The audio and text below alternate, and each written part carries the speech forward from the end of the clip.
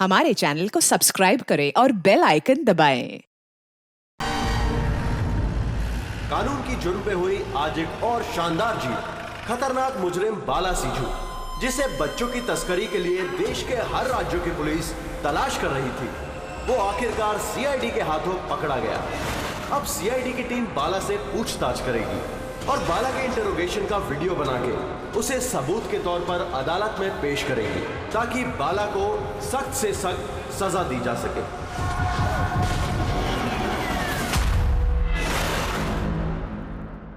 एक कप चाय ही मिलेगी? वो बच्चे कहाँ जिन्हें तूने बेचा है? मैंने किसी बच्चे को नहीं बेचा। बच्चे देश में है या विदेश में? मेरी चाय कहाँ है एसीपी साहब? देश में या विदेश में? बाला, उन बच्चों को सही सलामत उनके माँ बाप तक पहुंचाने की कसम खाई है हमने। अगर उनको कुछ हुआ ना, तो तेरे साथ वो करेंगे जो तू सपने में भी सोच नहीं सकता।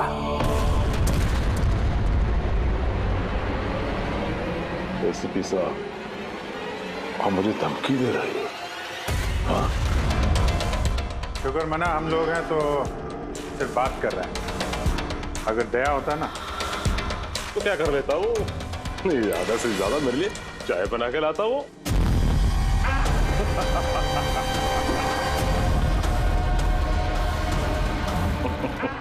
नीचे का। अरे मैडम जी, आप ही मेरे लिए चाय बना के ले। वैसे भी औरतों का काम रसोई घर में होता है, ये सीआईडी में कहाँ कर रहे हो आप? तेरी तो और अगर मुझे मैडम जी के हाथ की चाय अच्छी लगी, हाँ, तो मैं इनसे शादी करने के बारे में भी सोच सकता हूँ। वकील साहब, ये हद से ज्यादा बढ़ रहा है। क्यों? मुझे इतनी प्रॉब्लम क्यों हो रही है अबे? हाँ? तेरा इस मैडम के साथ कोई चक्कर वक्कर है क्या? ये आपने क्या किया? मेरे क्लाइंट पे हाथ उठाया आपने?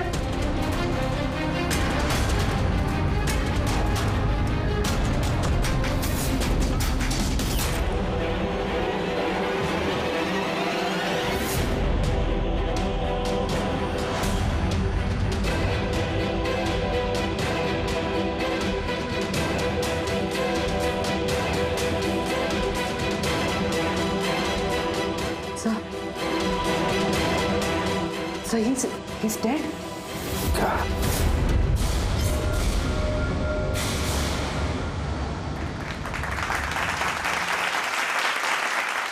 Good evening ladies and gentleman and welcome to सवाल जवाब। मैं आपका होस्ट अभय कुमार आपका स्वागत करता हूं। आज का विषय या डिबेट है कि क्या हमारे देश में कानून के रखवाले कानून से बड़े हैं? आप सब लोग ने हाल ही में इस केस के बारे में सुना होगा, जहां सीआईडी के सीनियर इंस्पेक्टर मिस्टर अभिजीत पर बाला नामक एक क्रिमिनल की मौत का इल्जाम लगाया गया। इसलिए आज हमारे साथ मौजूद है खुद senior inspector Abhijeet from the CID bureau, उनके साथ ही ACP Pradyuman ji, welcome sir, और senior inspector Daya CID bureau से। हमारे पैनलिस्ट हैं ex army officer mister Ranveer, ex IB officer Sanjeet ji और एक्स जज मिस मंदिरा, और साथ ही हैं क्राइम के सीनियर एडिटर मदन कुमार जी, और साथ में मौजूद हैं और सीनियर जर्नलिस्ट और ह्यूमन राइट एक्टिविस्ट। तो मैं शुरू करना चाहूंगा ह्यूमन राइट एक्टिविस्ट से। कहिए, इस केस के बारे में आपका क्या कहना है? इनके जैसे ऑफिसर्स की वजह से ही कानून का नाम खराब हो रहा है इस देश में। बिल्कुल ठीक। हाथ में गन या ताकत क्या आ जाती है, इन्हें लगता है कि अपने मनमर्जी करेंगे और मानव अधिकार की धज्जियां उड़ा देते हैं इन जैसे कानून के रखवाले। हाँ, मैं तो कहता हूँ कि इन पुलिस वालों से गन ही वापस ले लेनी चाहिए।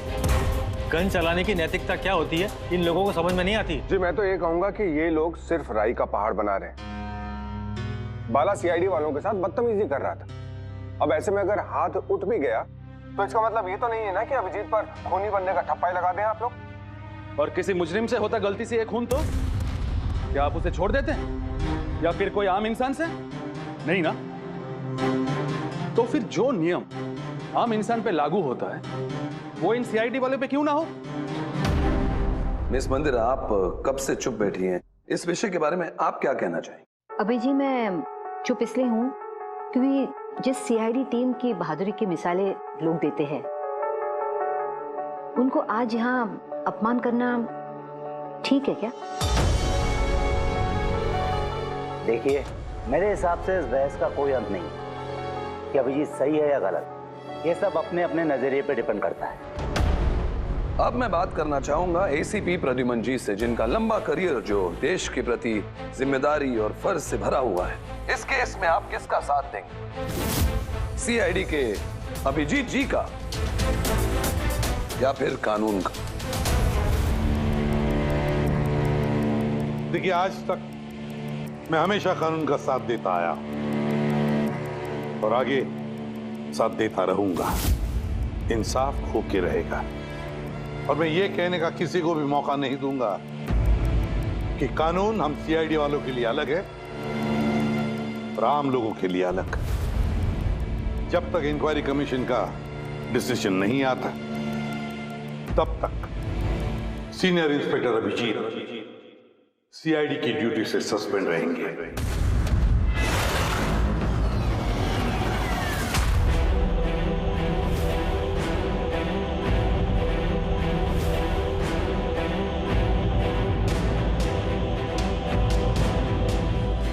एक मिनट सर।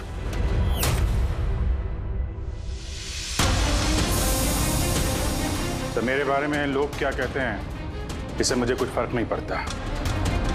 अभी आपके मुंह से जो कुछ सुना बहुत तकलीफ हो रही है सर। जो कुछ हुआ आपके सामने हुआ, आप वहीं पे मौजूद थे।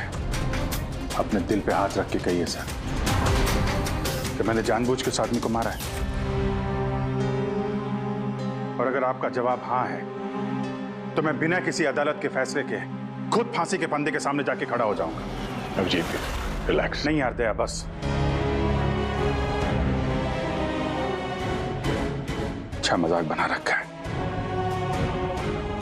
हर कुछ महीनों में कुछ लोग हमारे ऊपर इल्जाम लगाते हैं और सर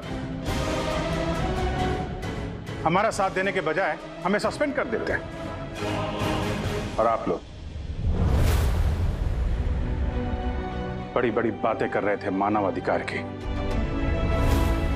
क्या कह रहे थे आप? हमारे हाथों से गन ले लेनी चाहिए।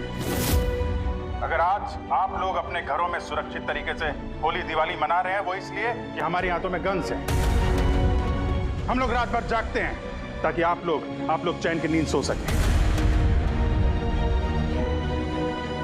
जब मुजरिम यहां सर पे बंदूक तानता है, छाती पे गोली चलाने वाला होता है और तब आपको यह याद दिलाया जाता है कि आपको पलट के मुजरिम पे वार नहीं करना है, सिर्फ टांग पे गोली चलानी है, उस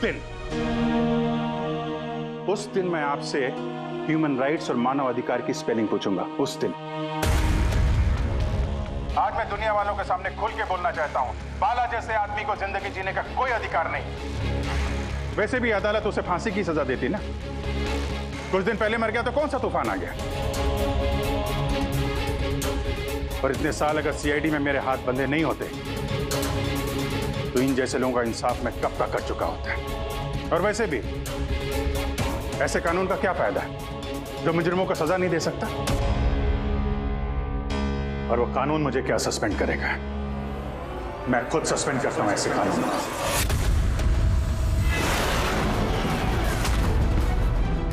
दिल में जज्बा और जेब में इस्तीफा लेकर हमेशा घूमता हूं मैं।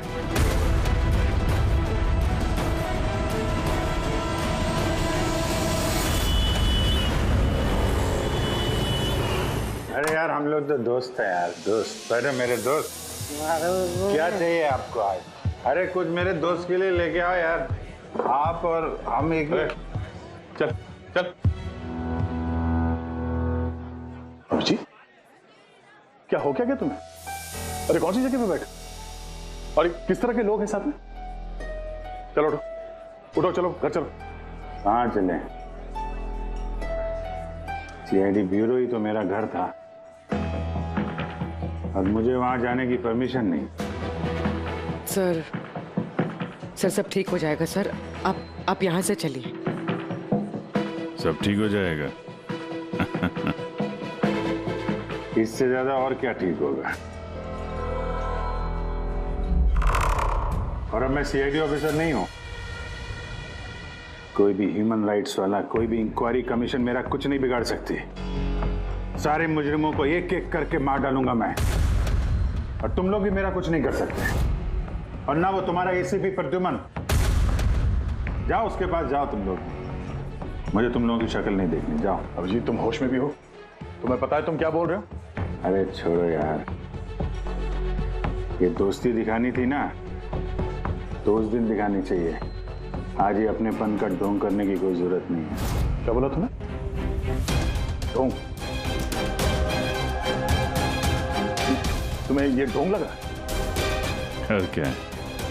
सही है, एकदम सही है। सर जाओ जाओ, तुम भी निकलो।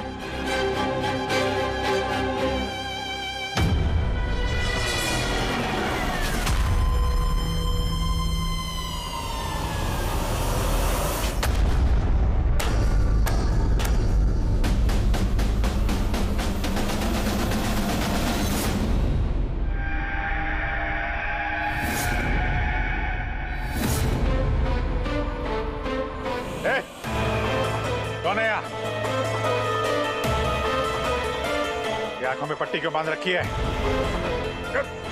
बोलो मुझे, कहां लेके आ गए? कौन हो तुम लोग? खोलो मुझे।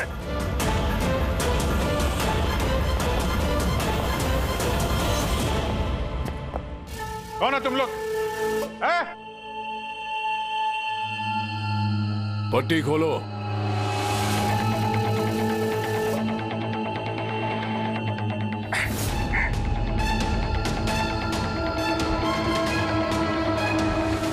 जानते हो किसे किडनैप किया तुमने?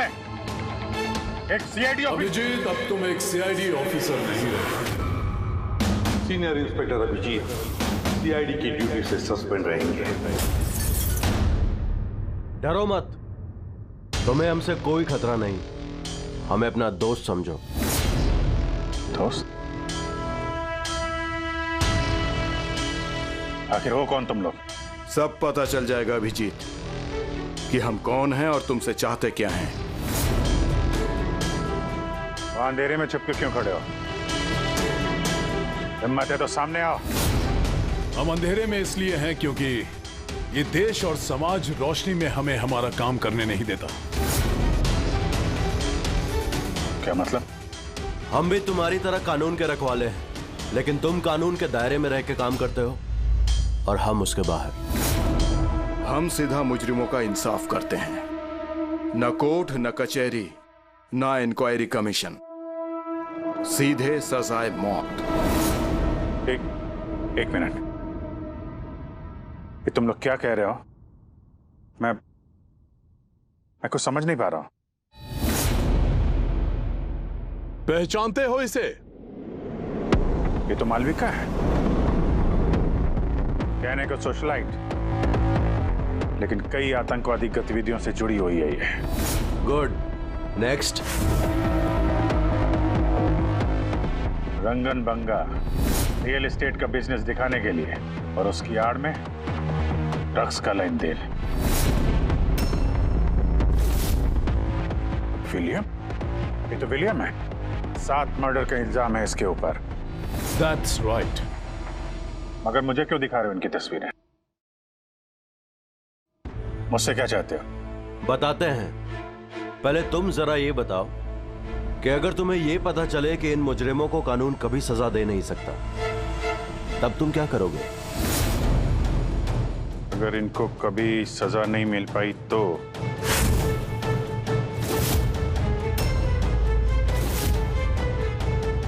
मैं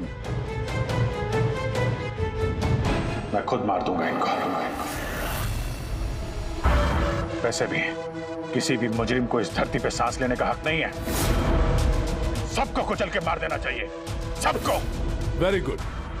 तुम्हारे अंदर हम यही जोश और जुनून देखना चाहते थे। हम तुम्हारा दर्द समझ सकते हैं अभिजीत। अगर बाला गलती से मारा भी गया तो क्या फर्क पड़ता है, था तो वो एक मुजरिम ही ना।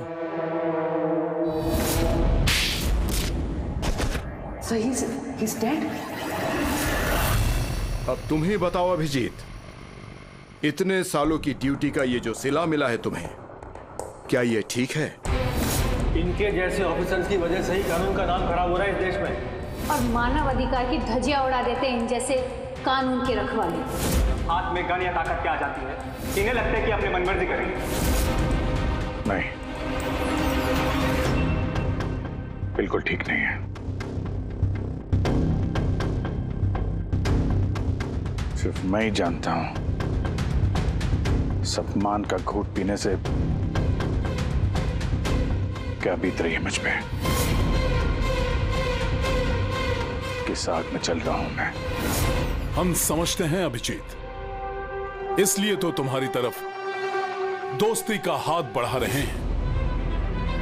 हमारे गैंग का काम है उन मुजरिमों का सफाया करना जिन्हें अदालत ने खुला छोड़ रखा है। बनोगे हमारे गैंग का हिस्सा? सोच क्या रहे हो अभिजीत? हमारा साथ दोगे या फिर उस सिस्टम का जिसने अनजाने में हुए एक हादसे के लिए तुम्हें सजा दी? मैं नहीं जानता कि तुम लोग कौन हो, पर जब लड़ाई जुर्म और मुजरिमों के खिलाफ है तो अभिजीत का जवाब हमेशा हाँ है।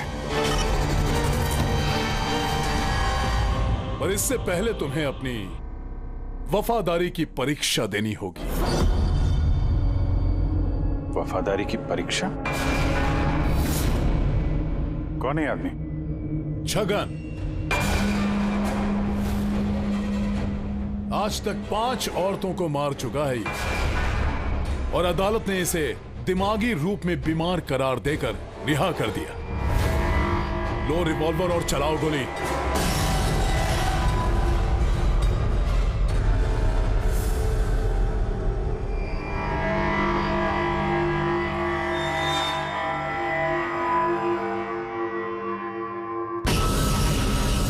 मुझे इस पे गोली चलानी है। हाँ, दबाओ ट्रिगर और चला दो गोली। चलाओ गोली अभिजीत। ज्यादा मत सोचो, चलाओ गोली। ट्रिगर दबाओ और गोली चला दो।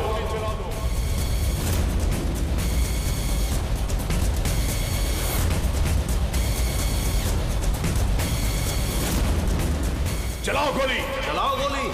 चलाओ गोली अभिजीत, चलाओ। चलाओ गोली।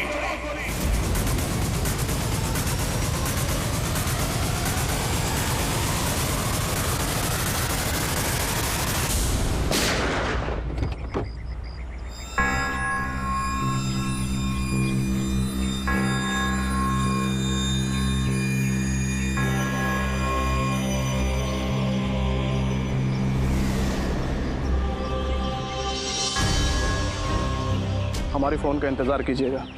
और हाँ, जो आपको तकलीफ हुई ना, उसके लिए सॉरी।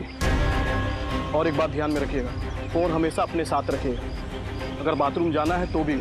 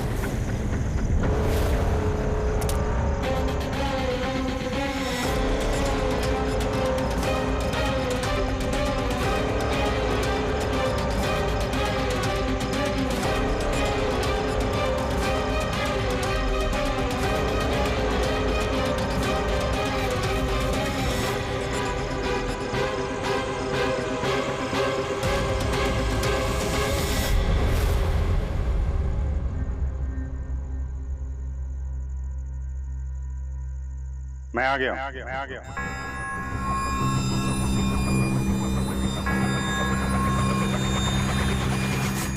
हमारा अंदाजा सही निकला। मतलब जो कहानी हमने फैलाई थी वो मान लिया उन लोगों ने, और चारा ही क्या था। जिस जाल में वो लोग फंसे हैं उसे हमने 1 महीने पहले ही फेंका था। सर, इतने खतरनाक मुजरिमों का एक के बाद एक कैसे खून हो जाना, ये संयोग नहीं हो सकता सर। सर, इन सब मुजरिमों का ये नया दुश्मन कहां से आ गया? आ गया या आ गए? इन पांचों का कोई एक ही दुश्मन होना जरा मुश्किल लगता है। पर सर, अलग अलग दुश्मन है तो फिर सबने एक साथ हमला कैसे किया? पूरे लोग अलग अलग हो सकते हैं, लेकिन गैंग एक ही है, मकसद भी एक ही, बुरे लोगों का खात्मा करना। लेकिन कानून को अपने हाथ में लेकर अलग अलग शहरों पे अलग अलग टाइम पे खून करना, इतनी लंबी प्लानिंग किसी एक आदमी के बस की बात तो नहीं है। बिल्कुल ठीक कह रहे हो अभिजीत। लगता है कुछ मिल गया तुझे, हैं?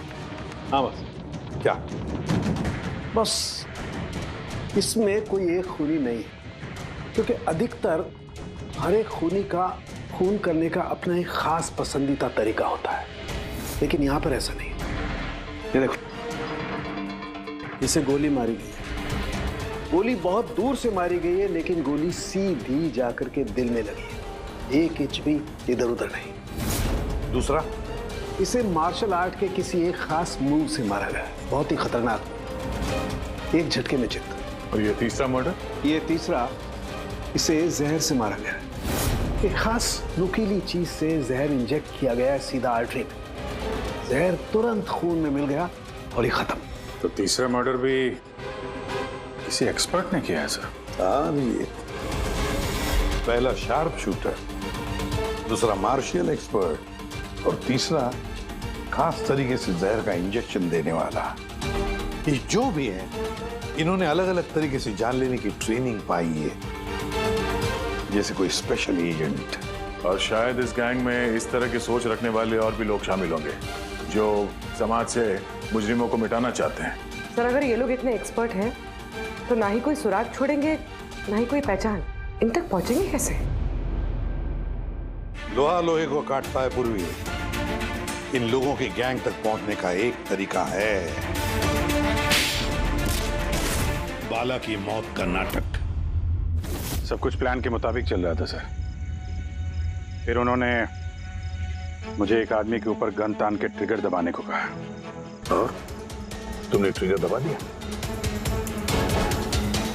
Yes sir.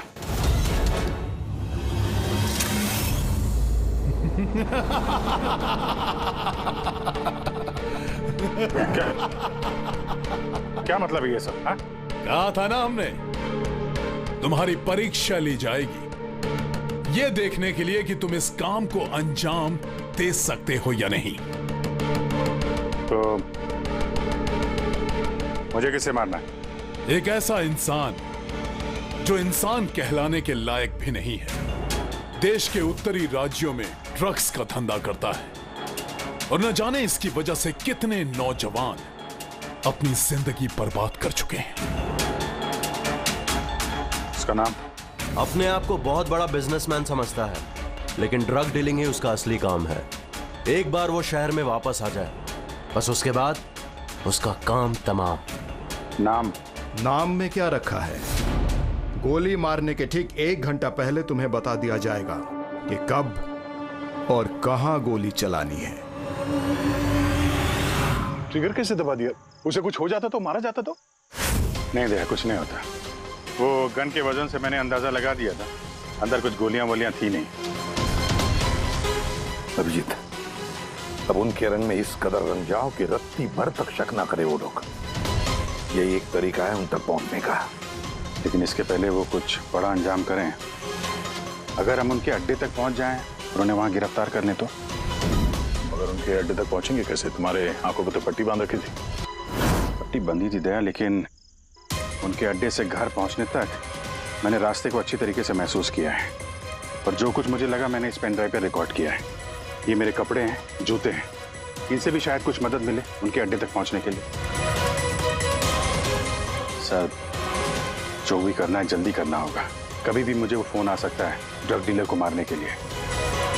मैं नहीं चाहता कि ऐसा कोई काम करूं जिसकी इजाजत मुझे देश का कानून नहीं देता। जब तक कानून नहीं कहे हम किसी की जान नहीं ले सकते, फिर वो चाहे मुजरिम ही क्यों ना हो।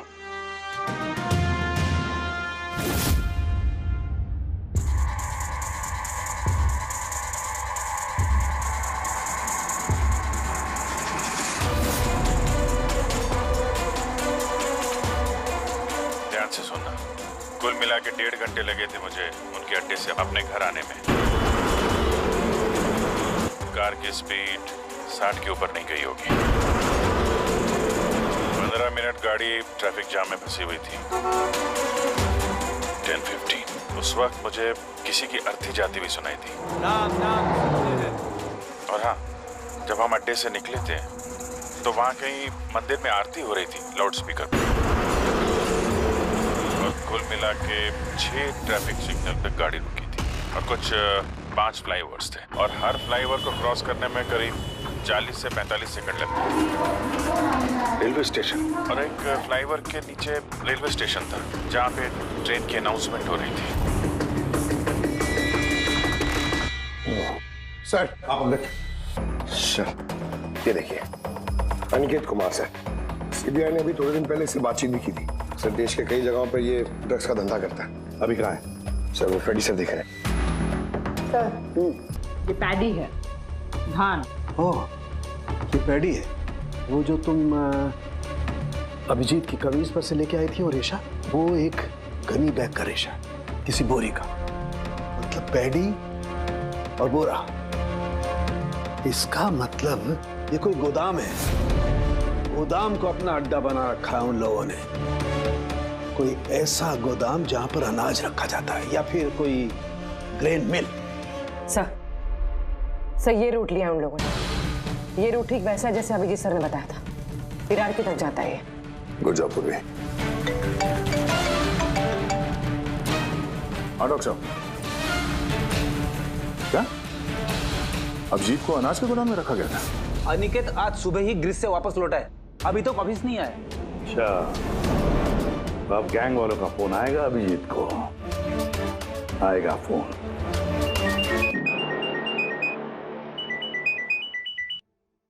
हेलो, आपके लिए एक खुशखबरी है अभिजीत सर। जिस घड़ी का आपको इंतजार था वो आ गई है। आज आपके शुभ हाथों से एक मुजरिम को सजा मिलेगी। ठीक 1.5 घंटे के बाद एक काले रंग की गाड़ी आएगी आपके पास और बता देगी कि आपको किस पे और कहां गोली चलानी है। मगर राइफल कौन सी है? क्या फर्क पड़ता है राइफल कौन सी है? आपको तो सीआईडी ट्रेनिंग में हर किस्म की ट्रेनिंग दी जाती है ना? मैंने ट्रेनिंग तो मुझे सारे हथियारों की है, लेकिन मेरे पास सिर्फ एक ही चांस है गोली मारने का। तो अगर मुझे पता हो हथियार कौन सा है तो थोड़ी आसानी होगी। RS 451। Okay, RS 451।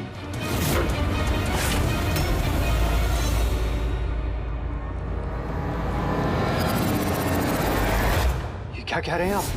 मेरी जान को खतरा है? फिर तो मैं कहीं जाऊंगा ही नहीं, घर के अंदर ही छुप के बैठूंगा मैं। सारी मीटिंग्स कैंसिल। अनिकेत, घर में छुप कर बैठने से कोई फायदा नहीं होगा। उन लोगों ने ठान लिया है तुम्हें मारने का और वो मार कर ही रहेंगे तुम्हें। तो आप कुछ कीजिए ना, आप लोग सीआईडी वाले हैं, बचा लीजिए मुझे। बचा लेंगे हम तुम्हें, सिर्फ इस बार गोली हमारा ऑफिसर तुम पर चलाएगा। तुम्हारे इन कपड़ों के अंदर एक बुलेट प्रूफ जैकेट होगा और कुछ खून के पैकेट्स। अगर निशाना इधर उधर चला गया तो? अगर गोली सर पर लग गई तो? कुछ नहीं होगा, क्योंकि गोली भी नकली होगी। और हाँ, तुम्हें तुम्हारे कर्मों की सजा जरूर मिलेगी, मगर पहले हम तुम्हारे जरिए उस मास्टरमाइंड को पकड़ेंगे। अब बताओ, मीटिंग के लिए कहाँ जाने वाले थे तुम? अगली मीटिंग 1 घंटे में है। एक मॉल के बाहर एक प्रोडक्ट लॉन्च है। मॉल के बाहर? हेलो, मुझे लगता है मिशन कैंसिल करना पड़ेगा। मगर क्यों? बाला जिंदा है।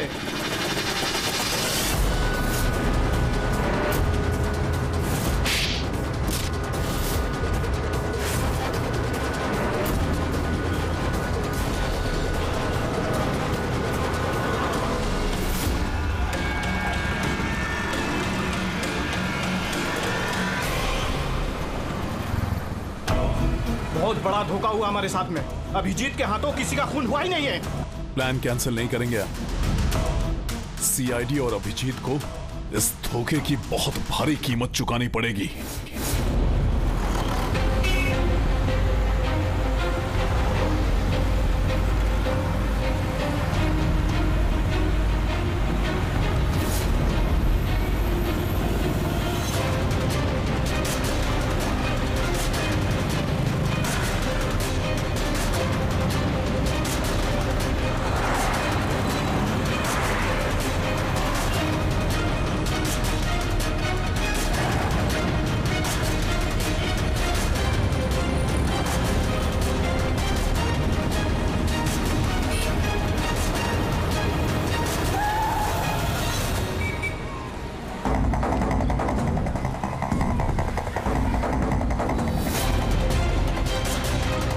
यहाँ पे वो आदमी आने वाला है। पर वो आदमी आया कौन? सब्र रख, पता चल जाएगा। चल तुझे वो जगह दिखाता हूँ जहाँ से तुझे गोली चलानी है उस पर।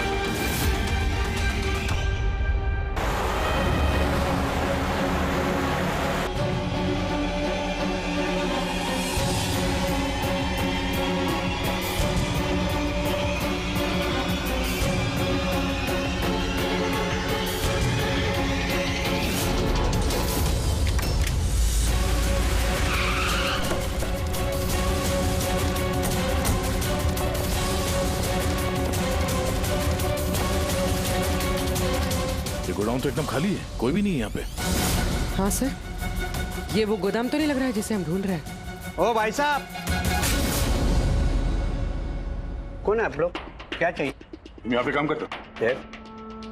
ये गोडाउन को इस्तेमाल कर रहा था क्या? नहीं तो पिछले 2 साल से बंद पड़ा हुआ है और ये गोदाम हमारे बॉस को बेचना है। अब क्या करेंगे आए? अगर ये वो गोडाउन नहीं है तो फिर कौन सा गोडाउन है?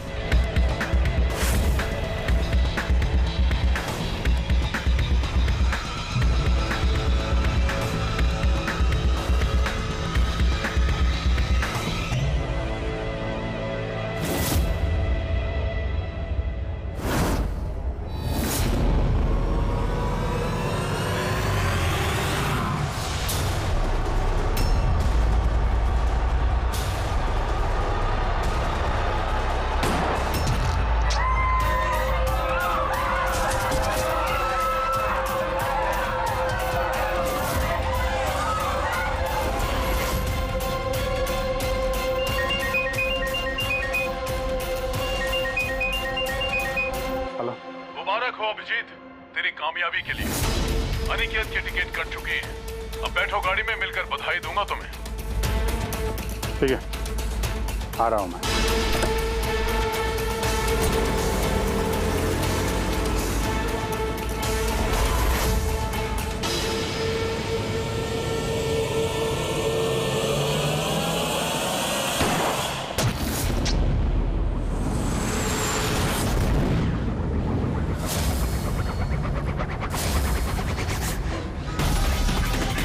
पंकज, पूरा छोड़ना नहीं। Oh no sir. क्या हुआ? सर मुझसे एक गलती हो गई। वो तिलक नगर वाला गोदाम मिस हो गया। सर ये देखिए, सर वहाँ पर भी मंदिर है, स्मशान है, फ्लाईओवर है और रेलवे ट्रैक है। कहीं ये वही गोडाउन तो नहीं है? कितनी दूर है यहाँ से? सर ट्रैफिक है तो 40-45 मिनट लगेगा।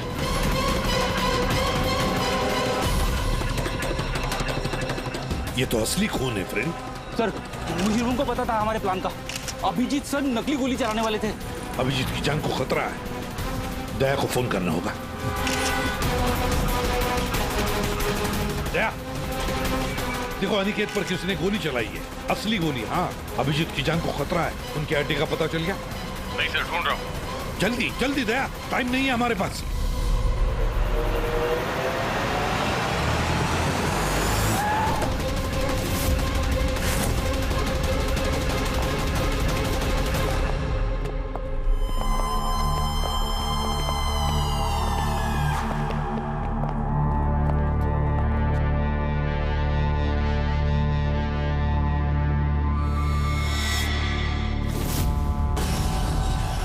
बहुत बहुत बधाई हो तुम्हें, वेल डन। अनिकेत के मौत की खबर हर न्यूज चैनल पर छा गई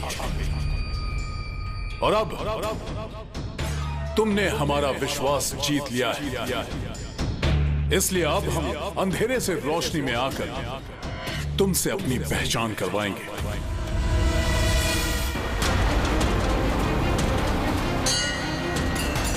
ये मंदिर है।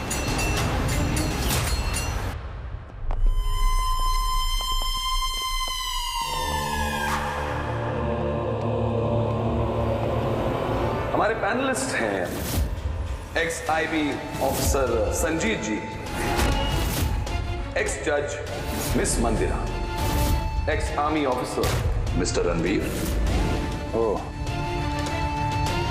तो आप लोग हैं? हाँ, हम। क्यों? हैरानी हुई हमें देखकर? भूल गए उस दिन जब सिर्फ मैंने तुम्हारा समर्थन किया था?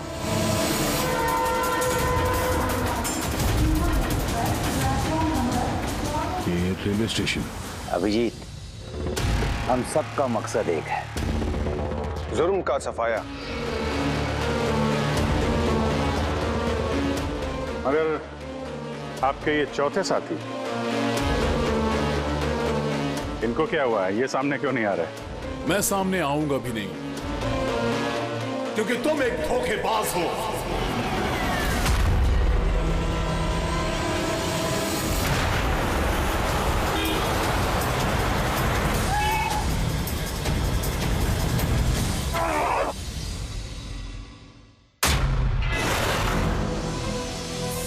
बाला जिंदा है? हाँ, ये जिंदा है, क्योंकि ये सब सीआईडी की सोची समझी चाल थी हमें फंसाने के लिए। और ये स्मशान भूमि। और अनिकेत? वो भी जिंदा होगा।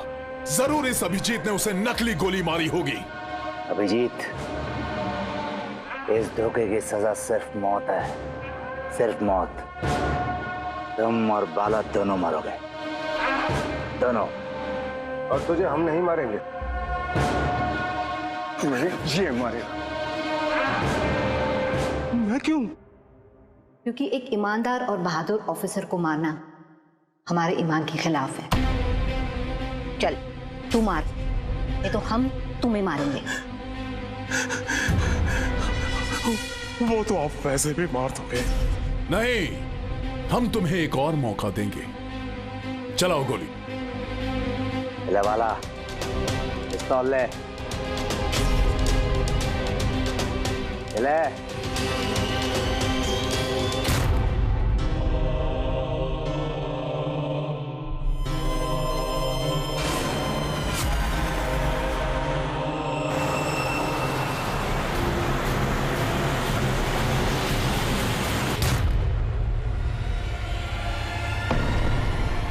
मार दो उसे, मारो, मारो अभिजीत को गोली। कोई नहीं भागेगा।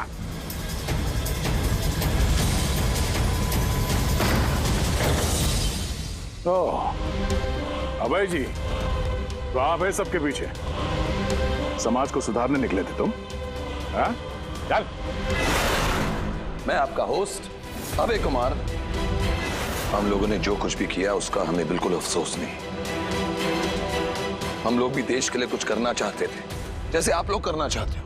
देश के लिए कुछ कर गुजरना बड़ी अच्छी बात है, पर जो रास्ता तुम लोगों ने अपनाया ना, वो गलत है, कानून के खिलाफ है।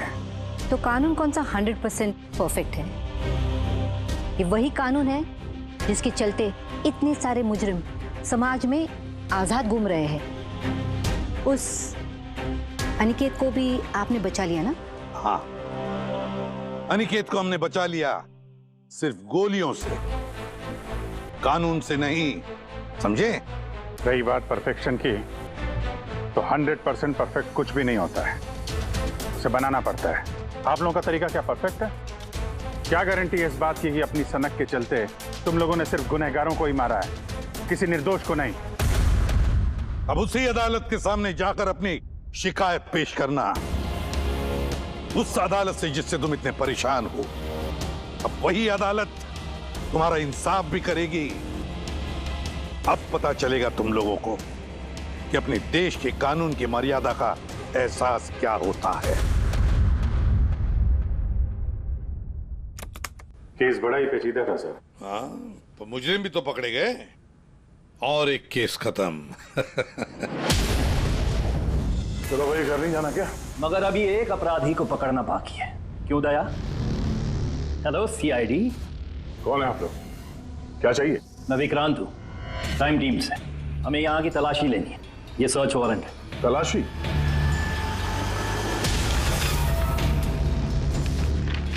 हमारी आप सबसे रिक्वेस्ट है कि आप सब हमारे साथ पूरी तरह से कोऑपरेट कीजिएगा।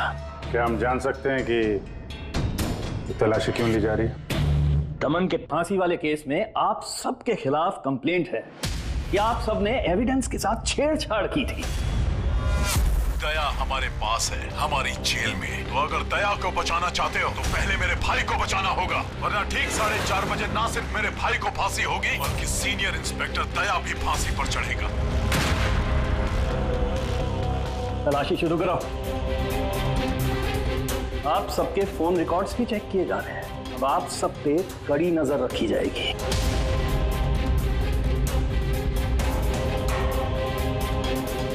और हाँ, आप सबके साथ अकेले अकेले सवाल जवाब भी किए जाएंगे।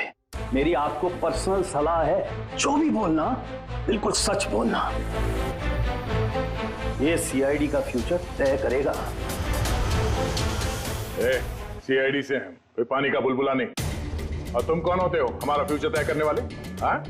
सीआईडी की बुनियाद सच की नींव पे टिकी है, झूठ बोलना हमें आता नहीं। हाँ हाँ पता है, आप सीआईडी वाले हो, पता है।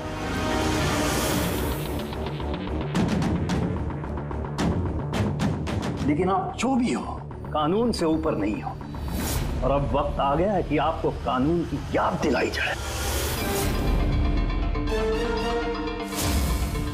ना पता है हमें, हम कानून से ऊपर नहीं, पर हम कानून के रखवाले हैं। कानून के रखवाले हम सीआईडी वाले हैं, और हम गर्व से कहते कि हम सीआईडी वाले हैं। और हमारे खून का एक एक कतरा सीआईडी को और इस देश को समर्पित है। For more updates, subscribe to our channel, click the show links and enjoy watching the videos.